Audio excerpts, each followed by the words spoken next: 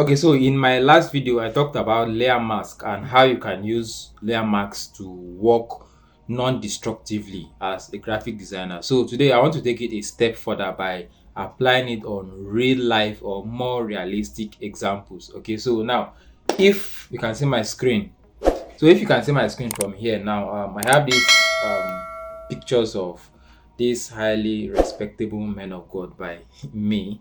Okay, so I have these pictures here. So I want to erase the background of these pictures and apply layer marks and use them to maybe create picture arrangement for a potential flyer. All right, so now I want to remove the background of this. Let me turn off the rest. So I'll start with Pastor Emmanuel first. So let me just increase this and I'll use my quick selection and subject selection to erase the background. So um, let's look at this for example. Okay, so I have my selection here.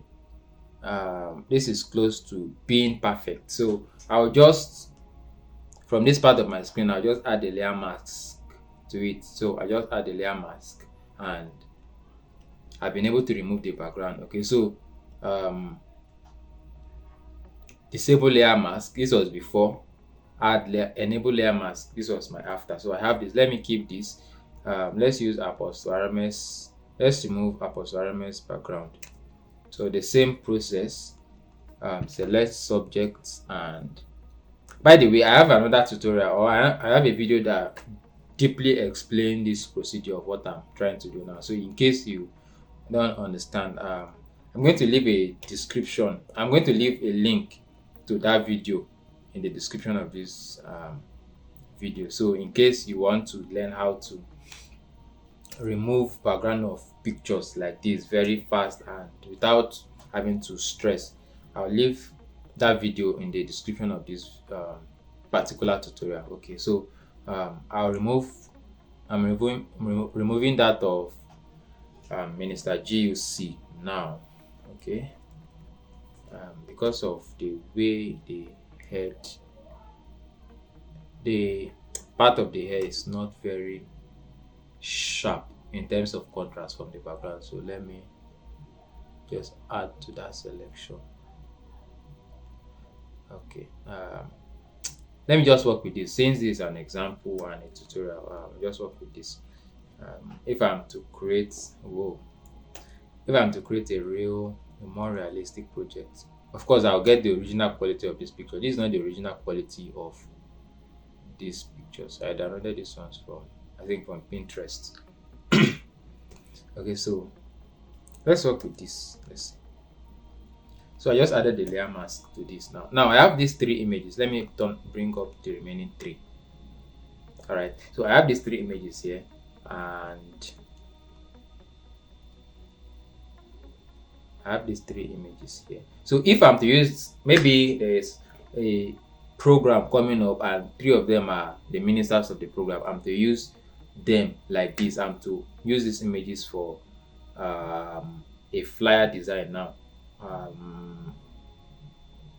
So what I'll do is I'll scale the images, I'll increase the sizes, then add a layer mask to brush off the down parts. Look at this down parts where it's cut, where the cut happens. I'm not going to leave that in my design. I'll have to blend it inside the background of the image. Okay, so let's say Apostle Arame is the elder here. Let's say he is the guest minister. Okay, now that no, I converted this one to a smart object. Let me also convert the rest to smart object because I'm not done with their pictures yet. So ordinarily, what I would do, this is a secret.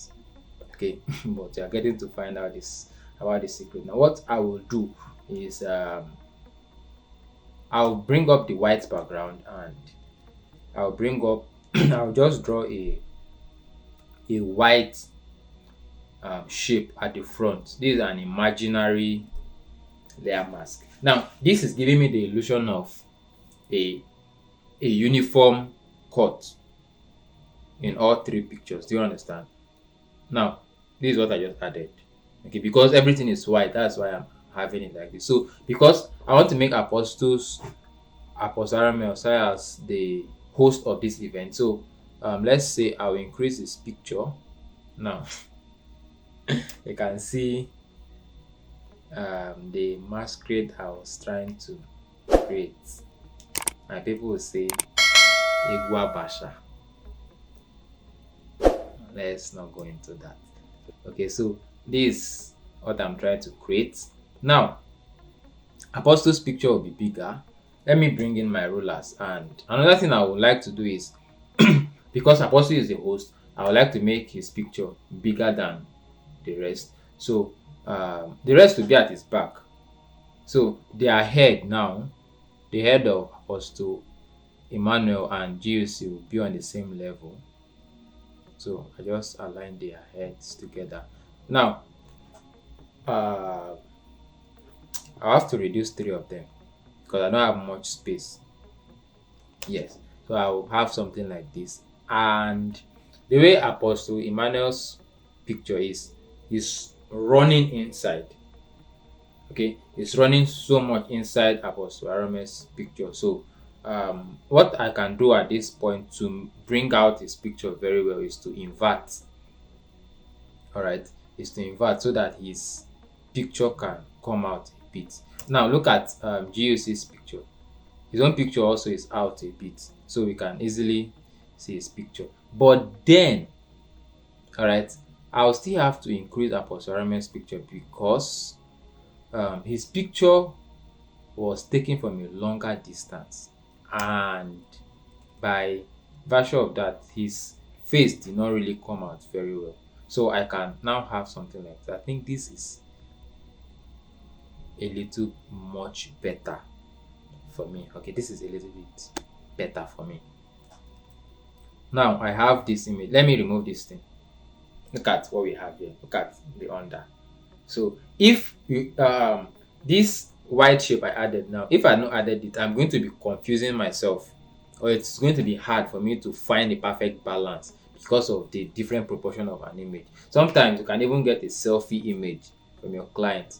You can get a picture of somebody who is sitting, somebody who is standing, somebody who is giving different postures in with respect to whatever they want to do at the same time. So I decided to create this illusion. So now that I'm done with the illusion, I can turn this off and group these 3 pictures together. So ordinarily, what I will do is to merge. Yes, what I will do ordinarily is to merge these 3 pictures together. Control E, I merge everything together, and I will do maybe, yes, I just cut like this. Okay, so I have all of this as one particular image. But guess what? When I'm done with this design, my clients can be like, GUC was complaining about his picture. He just took a new picture, so please, we need it to help us change his picture. Now I've made this whole element as one, and I've done past adding other elements for my design, so I can't come back to edit this image again. I'll be in trouble.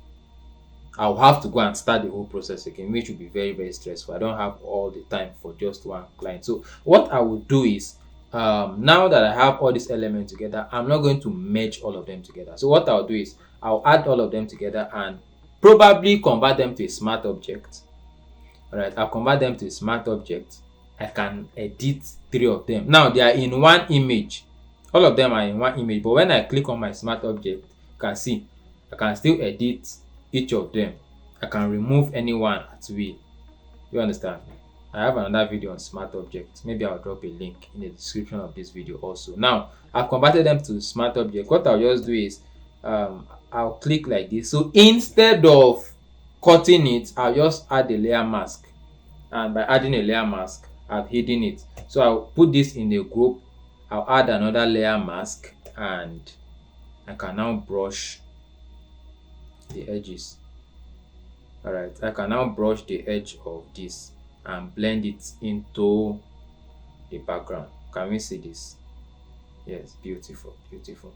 Okay, so I now have this, and I can proceed with my design. All right, so this is what I wanted to show us. This is a more realistic and a more practical example. Okay, so that's the basic idea behind working non-destructively. All right, putting them in layer mask, and so that you can always access them later when you want to make corrections.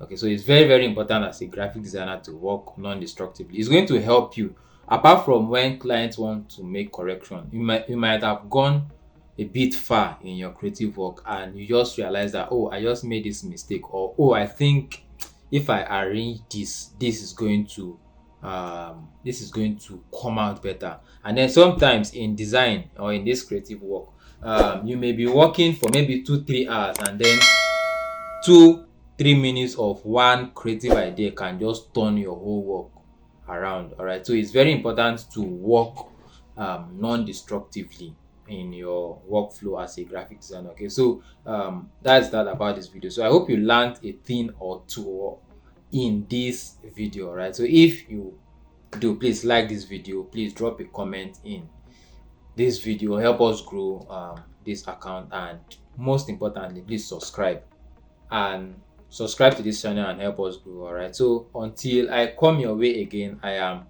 Apmedia, and I'll see you on the next one.